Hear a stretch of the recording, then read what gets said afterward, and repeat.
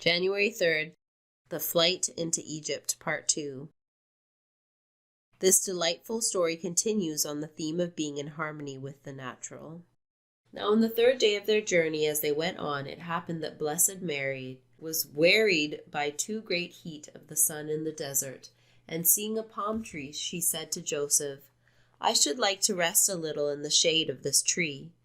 And Joseph led her quickly to the palm and let her dismount from her animal. And when Blessed Mary had sat down, she looked up at the top of the palm tree and saw that it was full of fruits. And she said to Joseph, "I wish someone would fetch some of these fruits of the palm tree." And Joseph said to her, "I wonder that you say this, for you see how high this palm tree is, and I wonder that you even think about eating of the fruits of the palm.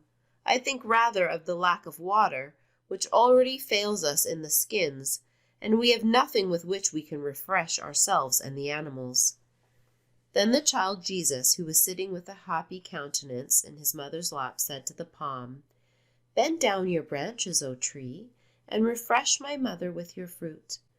And immediately at this command the palm bent its head down to the feet of Blessed Mary, and they gathered from its fruits, with which they all refreshed themselves. But after they had gathered all its fruits, it remained bent down and waited to raise itself again at the command of him at whose command it had bent down. Then Jesus said to it, "Raise yourself, O palm, and be strong, and join my trees which are in the paradise of my Father, and open beneath your roots a vein of water which is hidden in the earth, and let the waters flow so that we may quench our thirst from it." And immediately it raised itself, and there began to gush out by its roots a fountain of water, very clear, fresh, and completely bright. And when they saw the fountain of water, they rejoiced greatly and quenched their thirsts, and also all the beasts of burden and all the animals, and gave thanks to God. So how do you interpret that? Because most men or women, even no matter how centered they are, can't make trees bend to their will. Right. Just like no matter how centered or enlightened you are, you can't go hang out with tigers and rhinoceroses and not get attacked potentially.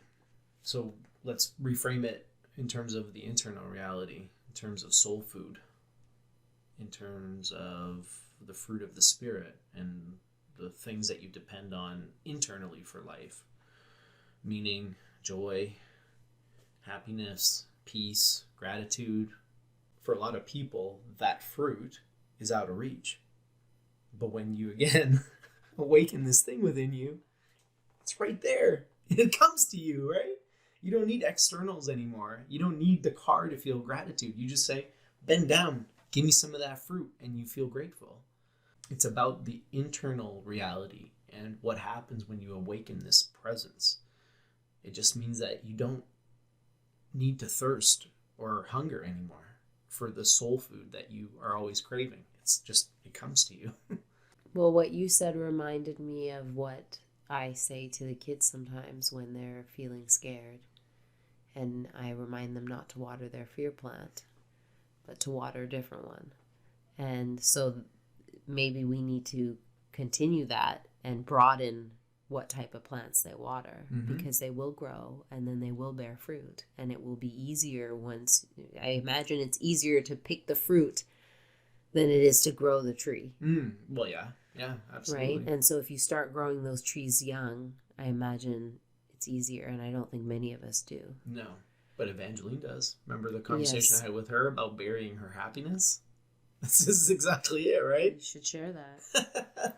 Evangeline and I were talking about burying emotions and how a lot of people bury negative emotions or bad memories or traumas. And I was telling her that we spend a lot of our early years doing this, and then we spend a lot of our later years, like 30s and 40s, like Mom and I, trying to unearth these things and uproot them because they've been buried there for so long. And she said to me, "Well, I bury my happiness." And I was like, why would you do that? Like, most people, they bury the negative stuff, right?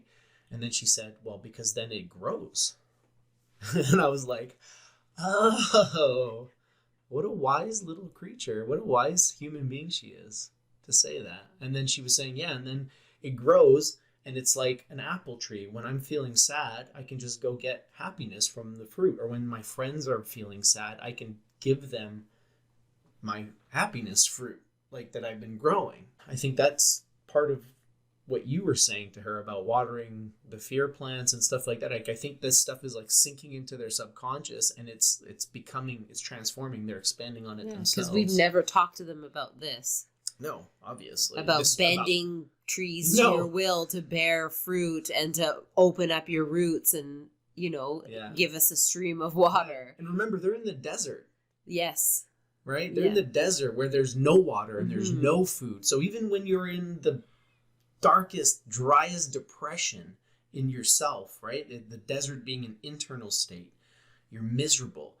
You're thirsty for joy. You're thirsty for something to make you feel good. It's even in the desert. It's right there. You can cultivate it anywhere. Anywhere. It's in case of the water. It's just there. You don't have to cultivate it. It's right under your feet, right? So it's always there with you. Thanks for joining us. Stay centered, everyone.